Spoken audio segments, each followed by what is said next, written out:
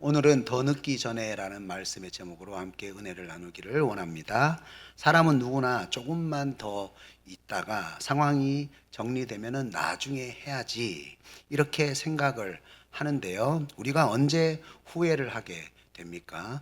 항상 시기를 놓친 후에 후회를 하게 되지요. 내가 조금만 더 일찍 알았다면, 내가 조금만 빨리 좋은 선택을 했다면, 내가 조금만 빨리 움직였다면 인생의 방향이 완전히 달라졌을 텐데, 이렇게 우리가 인생에 대해서 후회를 할 때가 참 많습니다. 작고 사소하게 보였던 그런 일도 지나고 나서 그때 했어야 했는데, 이렇게 후회를 할 때가 정말로 많지요. 시간이 정말로 빠릅니다.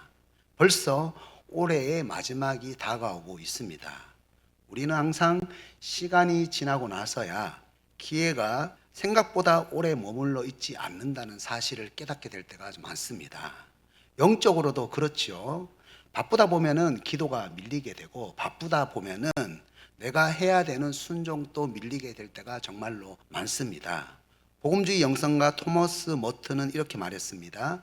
하나님의 인내를 당연하게 여기지 말라. 그분의 기다림은 우리가 돌아오도록 주시는 은혜이다. 이렇게 얘기를 했습니다.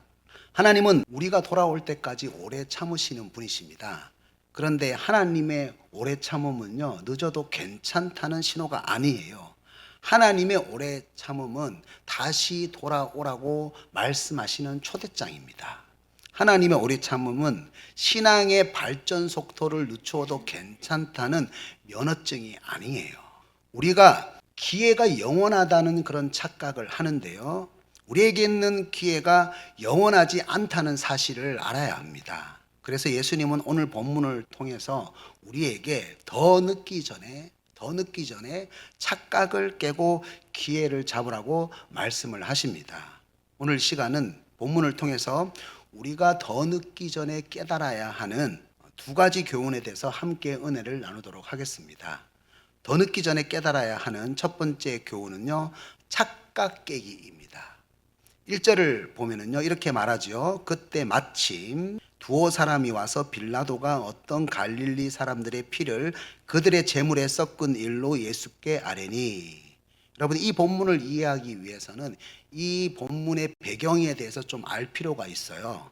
역사학자 요세푸스의 기록에 따르면은 당시에 빌라도가 수로와 망대와 성벽을 보수하려고 했는데요. 그런데 그것을 보수하기 위해서는 돈이 필요하지 않습니까? 재정이 필요합니다. 그런데 재정이 없는 거예요. 그래서 빌라도가 성전에 있는 헌금을 재정으로 사용하려고 했다는 기록이 있습니다. 그러니까 이스라엘 백성들이 어떻게 반응을 하겠습니까? 집단으로 시위를 했다고 합니다. 특히 갈릴리 지역에서는 로마 정부에 반대하는 폭력적인 시위가 많이 일어났다고 합니다. 그러니까 빌라도가 이런 폭력적인 시위가 벌어지게 되니까 어떻게 합니까?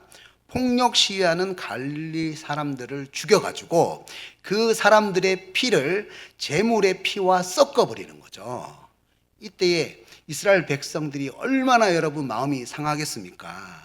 아니, 왜 갈릴리 사람들은 로마 정부의 폭력적인 시위를 해가지고 이렇게 성전이 모욕당하는 일을 만들었어?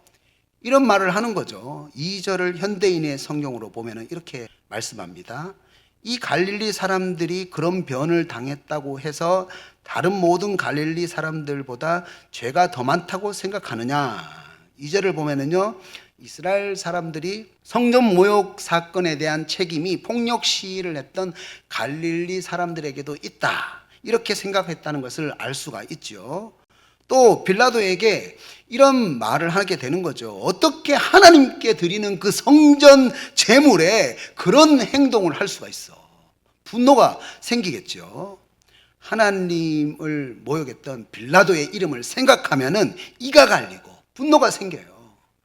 그런데요, 4절을 보면은 또 어떤 사건이 있었습니까? 이제 빌라도가 망대를 건축을 합니다. 망대를 건축을 하는데 망대가 무너졌어요. 망대가 무너져가지고 18사람이 죽게 됐어요. 그러니까 사람들이 어떤 말을 하게 될까요?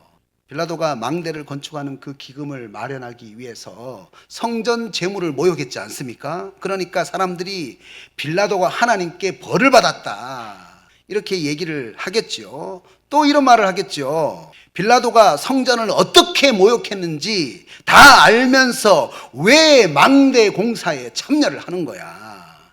그러니까 그 18명의 인부들도 하나님께 벌을 받은 거야. 망대 공사 현장에서 죽은 사람들에게 하나님께 벌 받았다, 잘 되었다, 하나님의 심판을 받았다, 이렇게 하나같이 모든 사람들이 손가락질을 했다는 거예요. 이런 상황에서 1절에서 어떤 사람들이 예수님에게 찾아와서 이렇게 이야기를 했습니다. 예수님, 이 사람들 벌 받은 거 맞죠? 예수님, 성전을 모욕했던 이 사람들 무조건 벌을 받아야 되는 거 맞죠? 이렇게 질문을 했습니다. 여러분, 이 사람들이 왜 이렇게 예수님에게 질문을 했을까요? 오늘 본문 바로 전에, 항상 성경을 볼 때는 넓게 봐야 돼요. 그래서 오늘 본문 13장이지 않습니까? 13장 바로 전에 누가복음 12장 후반을 보면은요, 예수님께서 어떤 설교를 하셨냐면은 심판에 대해서 설교를 하셨습니다. 심판에 대해서 설교를 했는데, 그러니까 이 사람들은 심판에 대한 그 설교를 듣고요, 은혜를 받았습니다. 그래서 다시 1절을 한번 보세요. 그때 마침 두어 사람이 와서, 이렇게 얘기하잖아요. 그때 마침, 언제?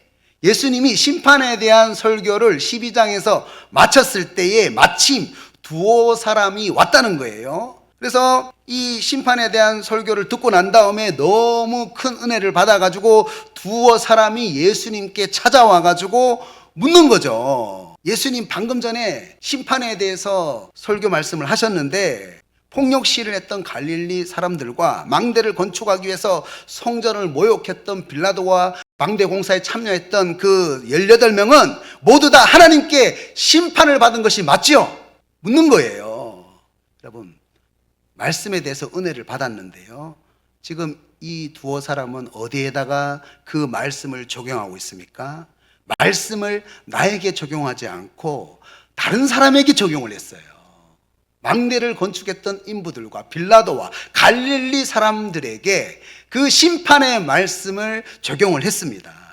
자, 이제 여러분 예수님의 입장에 한번 되어 보십시오. 누가복음 12장에서 모든 이스라엘 사람들에게 심판에 대해서 말씀을 전했어요. 특정된 한 사람이 아니라 모든 사람들에게 심판에 대한 말씀을 누가복음 12장에서 전했습니다. 그런데 갑자기 두어 사람이 찾아와가지고 폭력 시위를 했던 갈릴리 사람들과 망대를 건축한 빌라도와 인부들이 하나님께 심판을 받은 거죠. 이렇게 얘기를 한다면 여러분 예수님 입장에 한번 되어보세요. 얼마나 황당하겠습니까? 모든 사람에게 말씀을 전했는데, 우리가 하나님의 말씀을 들을 때에 이 말씀은 우리 남편이 들어야 돼, 이 말씀은 우리 부인이 들어야 돼, 이 말씀은 우리 아들, 우리 딸이 들어야 해, 이 말씀은 이 사람이 꼭 들어야 되는 말씀이야. 왜 아무개 장로님, 아무개 권사님, 아무개 집사님은 기도를 안 하는 거야? 왜 봉사를 안 하는 거야? 이렇게 우리가 말씀을 내 자신에게 적용하지 않고 다른 사람에게 적용하는 때가 정말로 많다는 거죠. 여러분, 말씀은 원래 내 자신을 바라보는 거울입니다. 그런데 우리들은요, 하나님께 들었던 그 말씀을 다른 사람들을 판단하는 그런 안경으로 사용할 때가 많다는 거예요. 어떤 심리학자가 실험을 했는데요, 사람들에게 2개의 영상을 보여줬다고 합니다. 첫 번째 영상은요, 다른 사람이 실수하는 장면이고요, 두 번째 영상은요, 자기 자신이 실수하는 장면이에요. 똑같은 상황에서. 그런데 다른 사람이 실수하는 장면을 먼저 보여줬는데 왜 저렇게 행동을 하지? 저러니까 문제가 생기지. 정말 저 사람의 행동에 대해서는 이해할 수가 없네, 이렇게 말을 하는데요, 자기가 실수하는 그 영상을 보여주니까 저때 상황이 좀 그랬어요, 내 입장에서는 어쩔 수가 없었습니다, 이렇게 이야기를 했다는 겁니다. 이것을 보고 왜곡된 자기인식 평양성이라고 하는데요, 쉽게 말하면요, 나를 제대로 보지 못하는 마음입니다. 하나님은 이런 인간의 죄악된 마음에 대해서 너무 잘 아십니다. 그래서 다윗이 죄를 지었잖아요. 우리아를 살해하고 밧세바를 간음했을 때에 나단 선지자를 보내가지고 이렇게 말했습니다. 어떤 부자가 양과 소가 정말로 많은데 어떤 가난한 사람은 아무것도 없고 오로지 작은 암양 한 마리밖에 없어요. 그런데 부자가 가난한 사람의 그 암양을 빼앗아 버렸습니다. 여기에 대해서 어떻게 생각하십니까? 다윗 왕에게 딱 물어본 거예요. 그러니까 이때에 다윗 왕이 뭐라고 말을 했습니까? 사무엘하 12장 5절에서 이렇게 말합니다. 다윗이 그 사람으로 말미암아 노하여 나단에게 이르되 이 일을 행한 그 사람은 마땅히 죽을 자라. 노한 거예요. 다른 사람 얘기인 줄 알고 노한 거예요. 그래가지고 마땅히 죽어야 된다 이 사람은. 그러니까 나단 선지자가 그 사람이 바로 다윗 왕 당신입니다. 이렇게 얘기를 했어요. 다윗은 처음에 다른 사람의 이야기라고 생각을 했을 때는 분노를 하면서 그 사람은 당연히 죽어야 된다 이렇게 이야기를 했는데, 그런데 알고 보니까 누구 이야기였습니까? 자기 이야기였어요. 하나님은 왜곡된 자기 인식에 대한 평양성을 가지고 있는, 그래서 자기 자신의 죄에 대해서 보지 못하는 다윗에게 죄를 깨달을 수 있도록 자기 이야기를 다른 사람의 이야기인 것처럼 말씀하셨어요. 우리는 누구나 자기의 죄를 못 보는 자기 인식의 평양성을 가지고 있습니다. 그래서 로마서 2장 1절에서는 이렇게 말씀합니다. 그러므로 남을 판단하는 사람아, 누구를 막론하고 내가 핑계하지 못할 것은 남을 판단하는 것으로 내가 너를 정죄함이니 판단하는 내가 같은 일을 행함이니라. 우리들은요, 저 사람은 하나님 앞에서 책망받을 사람이야. 나는 그래도 저 사람보다 나아. 나는 그래도 망대를 건축하는 인부들보다 나아. 나는 폭력 시위하는 갈릴리 사람보다 나아. 나는 성전을 모욕했던 빌라도보다 나는 나아. 저 사람은 하나님 앞에서 책망받을 사람이야. 나는 저 사람처럼 살지 않아. 나는 저 사람보다 나은 사람이야. 이렇게 다른 사람을 비판하면서 통쾌해야 합니다. 다른 사람을 비판하면서 나는 신앙적으로 괜찮은 사람이라고 포장할 때가 많습니다.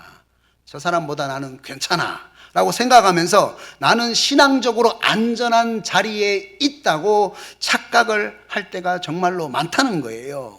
이때에 3절과 5절에 같은 말씀을 합니다. 반복해서 같은 말씀을 하시는 것은 중요한 말씀이라는 거예요. 3절과 5절을 보면은 예수님께서 같은 말씀으로 이렇게 말씀합니다. 너희도 만일 회개하지 아니하면 다 이와 같이 망하리라. 그러니까 이 말씀은 이런 의미입니다. 내가 누가복음 12장에서 심판에 대해서 설교를 했던 것은 다른 사람이 아니라 바로 너에게 적용하라고, 네가 그 심판의 말씀을 듣고 회개하라고 설교를 했어. 그런데 왜 다른 사람에 대해서 비판을 하니? 말씀은요, 내가 내 스스로에게 적용하는 거예요. 여러분, 선줄로 착각하면 안 됩니다. 내가 괜찮은 사람이라고 착각을 하면 안 됩니다. 바울은요, 나는 날마다 죽노라. 나는 날마다 죽노라. 이렇게 고백을 했습니다. 여러분, 왜 이렇게 고백을 했습니까? 여러분, 바울은 내가 괜찮은 사람이라고 절대로 착각하지 않았습니다. 자기 안에 있는 죄의 뿌리가 얼마나 강한지 바울은요, 알았어요. 영적으로 민감한 사람은요, 죄의 뿌리가 얼마나 강한지 그걸 아는 거예요. 우리는요, 우리 안에 하나님의 법과 죄의 법이 싸운다는 것을 알 수 있어야 돼요. 바울이 이렇게 얘기했잖아요. 영적으로 아주 성숙했을 때에 이렇게 고백했습니다. 오라 나는 공고한 자로다. 내 안에 하나님의 법과 죄의 법이 싸운다. 우리도 바울처럼 매일 내 안에 있는 죄와 싸워서 내가 죽어야 돼요. 내가 죽어야 됩니다. 하나님 말씀 앞에서 내가 죽어야 되는 겁니다. 내가 매일 십자가 앞에 더 가까이 가오니 구세주의 흘린 보배 피로써 나를 정케 하소서. 우리는 매일 예수 그리스도의 십자가를 붙잡고 회개를 하면서 주님 앞에 매일 내 자신을 죽이면서 나아가는 사람이 되어야 합니다. 그럴 때에 더 늦기 전에 우리의 신앙이 계속해서 살아날 수가 있습니다. 오늘 더 늦기 전에 이 말씀을 마음에 새기시고 말씀으로 다른 사람을 판단하기보다는 말씀으로 내 자신을 먼저 돌아보고 매일 십자가 앞에 나아가시기를, 그래서 십자가 앞에서 나의 죄를 죽이시기를 축복합니다. 더 늦기 전에 깨달아야 하는 두 번째 교훈은요, 기회 잡기입니다. 이제 예수님께서는 한 가지 비유에 대해서 말씀을 하시는데요, 6절을 보면은요, 한 사람이 포도원에 무화과 나무를 심었어요. 그런데 무화과 나무에서 열매를 얻으려고 봤는데 무화과 나무에 열매가 없는 거예요. 여기서 궁금한 점이 있습니다, 여러분. 성경을 볼 때 항상 질문이 있어야 되거든요. 여러분, 포도원에는 무엇을 심어야 합니까? 포도원에는 포도나무를 심어야 합니다. 당시에 포도원은 어떤 토양을 썼냐면은 돌을 골라내고 토양을 부드럽게 하고 가시덤불을 걸러내고 울타리를 세워서 짐승이 들어오지 못하게 했습니다. 또 도둑을 감시하기 위해서 포도원에는 망대를 설치를 했습니다. 그러니까 포도원은 어떤 토양입니까? 가장 정성스럽게 가꾸기 위해서 1등급 토양이라고 할 수가 있습니다. 그런데 여러분, 무화과 나무는 어떤 나무입니까? 길가에도 많이 심겨졌던 나무가 무화과 나무입니다. 예수님께서 베다니에서 나와서 예루살렘으로 들어가실 때에 길가에 있는 무화과 나무에 대해서 저주를 하셨죠.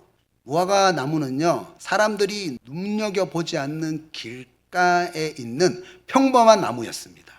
우리들도 길가에 있는 무화과 나무처럼 주목받지 못하는 그런 평범한 인생이었죠. 하나님은 아무도 눈여겨보지 않아요. 아무도 관심을 두지 않아요. 이런 아무도 눈여겨보지 않고 관심을 두지 않는 우리들을 무화과 나무와 같은 우리의 인생을 가장 좋은 토양인 포도원에다가 심어 주셨습니다. 여러분, 왜 그렇게 포도원이라는 좋은 토양에다가 심어 주셨습니까? 세상 누구도 눈여겨보지 않는 인생이지만 하나님께서 관심을 주시고 손을 잡아주시면 반드시 열매를 맺을 수 있을 것이다. 너무나도 큰 기대를 하게 되니까 무화과 나무를 포도원 좋은 토양에다가 심었습니다. 여러분, 이스라엘 고고학자이자 포도집의 연구자인 요엘 파일러 박사는요, 포도원 안에다가 무화과 나무가 함께 심겨져 있는 흔적을 발굴을 했는데요, 당시에 무화과 나무를 좋아하는 사람 중에서 무화과 나무에게서 많은 열매를 얻기 위해서 포도원에다가 무화과 나무를 심는 사람들이 있었다고 합니다. 무화과 나무는요, 길가에서도 자랄 수 있는 평범한 나무인데요, 이 무화과 나무를 포도원에다가 심을 경우에는 더 깊이 뿌리를 내린다고 합니다. 그래서 더 많은 좋은 열매를 생산해 낸다고 합니다. 그래서 파일러 박사는 무화과 나무가 포도원에 심겨져 있는 것을 발굴하고 난 다음에 이렇게 말했습니다. 무화과 나무는 포도나무보다 느리고 덜 주목받지만 포도원 안에서 자라면 훨씬 더 풍성한 열매를 맺는다. 포도원 주인은 그 느린 나무를 기대하고 심은 것이다. 하나님께서 우리를 그렇게 기대하고 심은 거예요.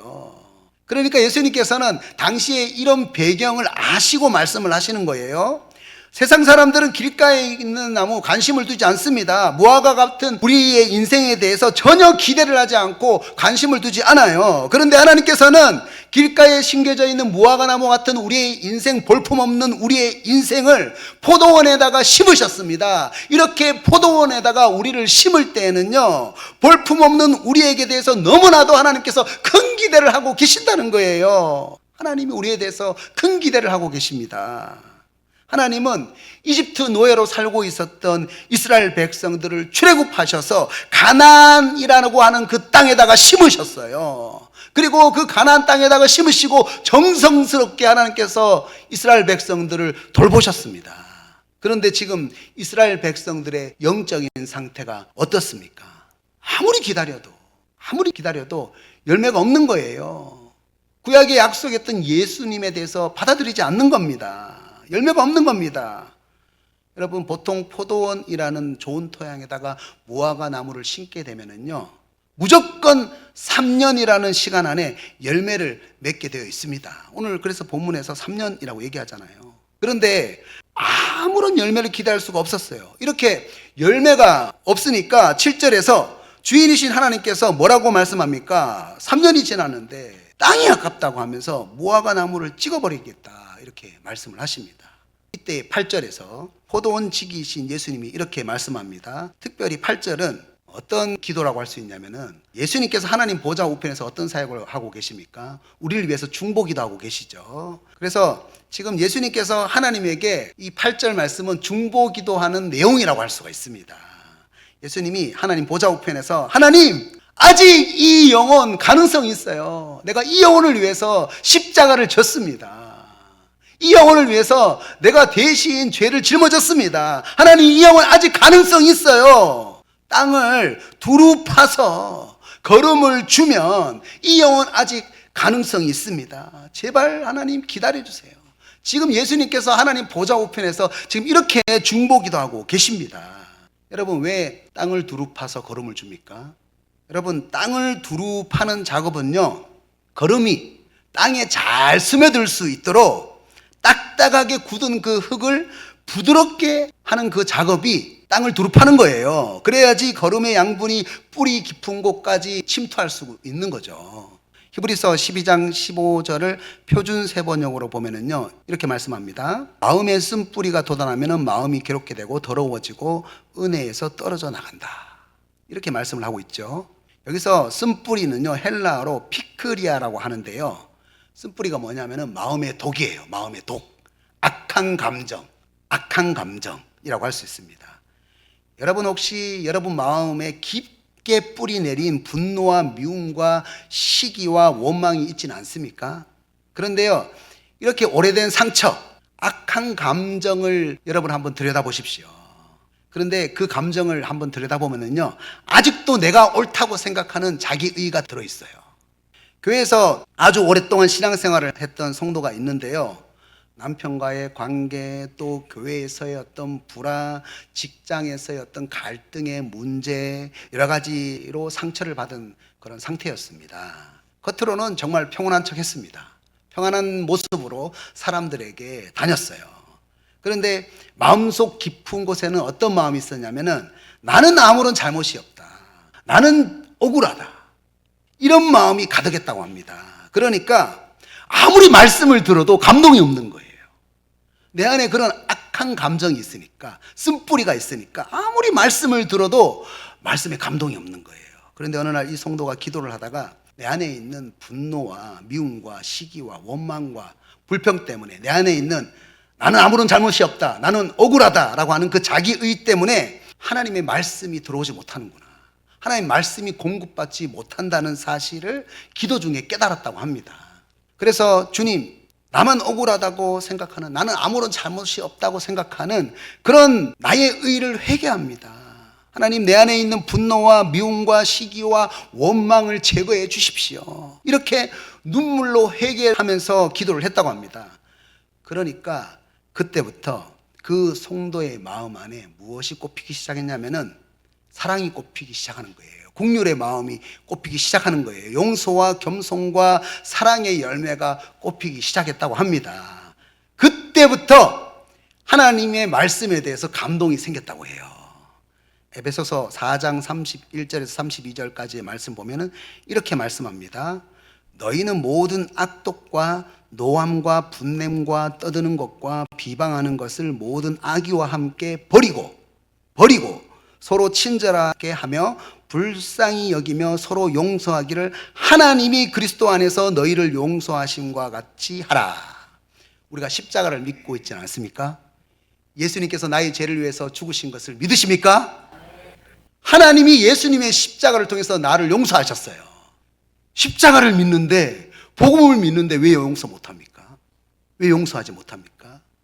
우리가 예수 그리스도의 십자가를 통해서 하나님께서 나를 용서하셨다는 사실을 믿는다면, 우리 안에 있는 악독이 되는, 악의가 되는, 숯뿌리가 되는 그 묵은 땅을 기경할 수 있어야 돼요. 노함과 분냄과 떠드는 것과 비방하는 그 죄를 내 마음에서 기경해야 됩니다. 두루 파내야 됩니다. 그러면은요, 우리가 용서할 수 있는 거예요. 불쌍하게 생각하고 친절하게 대할 수가 있습니다. 여러분, 이런 마음의 독, 그 쓴뿌리가 되는 묵은 땅을 내가 갈아엎을 때에, 두루 파낼 때에 우리 마음의 거름이 되는 하나님의 말씀이 들어오게 되는 거예요. 두루 파고 거름을 주겠다고 예수님께서 말씀하시잖아요. 어떻게 해야 됩니까? 우리 마음에 독이 되는 쓴뿌리를 파내야 되는 거예요. 묵은 땅을 기경해야 되는 겁니다. 그래야지 거름이 되는 말씀이 내 안에 들어와서 우리가 영적으로 성장을 할 수가 있습니다. 여러분, 마음에 말씀이 들어오지 못하게 만드는 그런 쓴뿌리가 있습니까? 회개하십시오. 그래서 호세아서 10장 12절에서 하나님께서 이렇게 말씀하십니다. 너희 묵은 땅을 기경하라. 지금이 곧 여호와를 찾을 때니. 하나님을 찾을 때 뭘 해야 됩니까? 우리의 묵은 땅을 기경하라는 거예요. 우리의 마음의 쓴뿌리, 독을 기경하라는 거예요. 그때에, 하나님을 찾을 때에 마침내 여호와께서 오사 공의를 비처럼 너희에게 내리시리라. 공의의 말씀이 그때에 우리에게 오신다는 거예요. 여러분, 독이 있는 쓴뿌리, 독이 있는 그 묵은 땅을 두루 파내야 됩니다. 두루 파내고 하나님을 찾으십시오. 그러면 주님은 우리에게 공의의 말씀을 양분으로, 거름으로, 빛처럼 부어주십니다. 예수님은 지금 또 우리가 독이 있는 그 마음의 쓴뿌리와 묵은 땅을 기경하기를 원하십니다. 그렇게 묵은 땅을 두루 파내고 거름을 주면 영적인 거인이 될 수 있습니다. 하나님, 제발 좀 오래 참아 주십시오. 하나님께 기대하면서 기다려달라고 보좌 우편에서 우리를 위해서 중보하고 계십니다. 애타게 중보하고 계세요. 여러분, 무엇이 우리에게 영적 걸음이 되지 못하게 합니까? 마음의 쓴뿌리, 묵은 땅이 말씀이 내 삶에 침투하지 못하게 막고 있습니다. 그런데 여러분, 또 한 가지 기억해야 할 사실이 있습니다. 9절을 한번 보세요. 포도원 지기가 되시는 예수님께서 이렇게 말씀하시죠. 이후에 만일 열매가 열면 좋거니와 그렇지 않으면 찍어버리소서.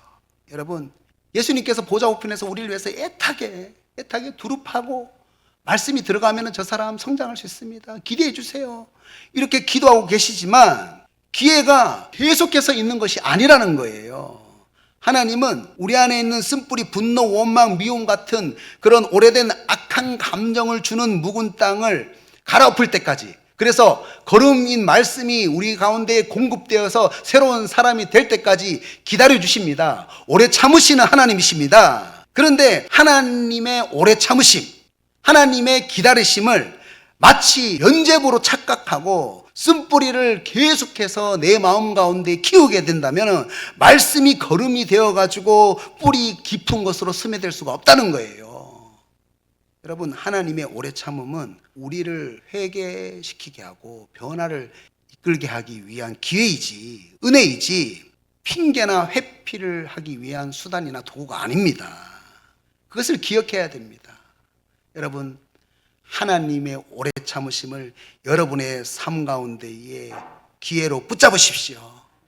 오늘 이 시간 더 늦기 전에 내 안에 쓴뿌리를 제거하고 묵은 땅을 기경하고 다시 하나님의 말씀의 걸음이 우리 가운데에 공급되어서 영적인 거인으로 서시기를 축복합니다. 이제 말씀을 적용하겠습니다. 조금만 더 있다가 상황이 안정이 되면 나중에, 우리는 늘 우리에게 시간이 충분하다고 생각합니다. 여러분, 올해가 시작된 지가 엊그제 같은데 벌써 11월 말이 되었습니다. 시간이 정말 빠르죠. 여러분, 기회는 항상 우리 곁에 있는 것이 아니에요. 그래서 신앙의 성장은 더 늦기 전에 지금 바로 결정하는 것이 중요합니다. 첫 번째로, 더 늦기 전에 착각을 깨야 합니다. 말씀을 들을 때에 이 말씀은 저 사람이 들어야 하는데 왜 저 사람은 기도를 열심히 안 하지? 왜 저 사람은 봉사를 열심히 안 하지? 여러분, 이렇게 생각하지 않습니까? 예수님은 심판에 대한 말씀을 빌라도 들으라고 한 게 아니에요. 갈릴리 사람들과 망대에서 죽은 사람들 들으라고 한 것이 아닙니다. 너희도 회개하지 아니하면 망한다. 모든 사람에게 들으라고 누가복음 12장에서 심판의 말씀을 전하셨습니다. 우리는 항상 말씀을 내 자신에게 적용해야 됩니다. 저도 설교를 할 때 이 말씀을 나에게 적용합니다. 우리는 다른 사람을 먼저 비판하기보다는 말씀을 고울로 삼아서 내 자신을 먼저 바라보고 변화시킬 수 있는 사람이 되어야 합니다. 다른 사람을 비판하면서 나는 괜찮은 사람이다, 나는 영적으로 안전하다고 생각하는 착각에서 깨어나야 합니다. 하나님 앞에서 신앙의 안전지대는 없어요. 우리는 매일 십자가 앞에 나가야 됩니다. 매일 십자가 앞에서 날마다 내 자신의 잘못된 죄가 죽어야 돼요. 그때에 우리의 신앙이 다시 살아날 수가 있습니다. 두 번째로, 더 늦기 전에 기회를 잡아야 됩니다. 예수님은 보좌 우편에서 주인이여 금년에도 그대로 좀 두십시오, 오래 참아 주십시오, 두루 파내고 걸음을 주면은 새로운 사람이 됩니다. 지금 또 보좌 우편에서 예수님은 중보 기도하고 계십니다. 여러분, 예수님의 중보 기도는 우리에게 기회입니다. 그런데 그 기회는 영원하지 않습니다. 여러분 마음 가운데 있는 쓴뿌리 제거하십시오. 분노를 주는 마음, 미움과 시기, 원망을 주는 그 쓴뿌리와 묵은 땅을 기경하고 두루 파내고, 그럴 때에 우리 가운데에 걸음이 되는 말씀이 내 마음 깊은 곳까지 스며들 수가 있어요. 내 마음이 독이 있으면은요, 하나님의 말씀이 들어오지 못합니다. 그 묵은 땅을 파내십시오. 두루 파내십시오. 그리고 하나님의 말씀으로 여러분 마음을 심으십시오. 여러분, 지금이 바로 은혜 받을 때입니다. 지금이 바로 착각을 깨고 기회를 붙잡을 수 있는 시간입니다. 오늘 이 시간 이 말씀을 마음에 새기시고 더 늦기 전에 착각을 깨고 기회를 붙잡으시기를 축복합니다. 축복합니다.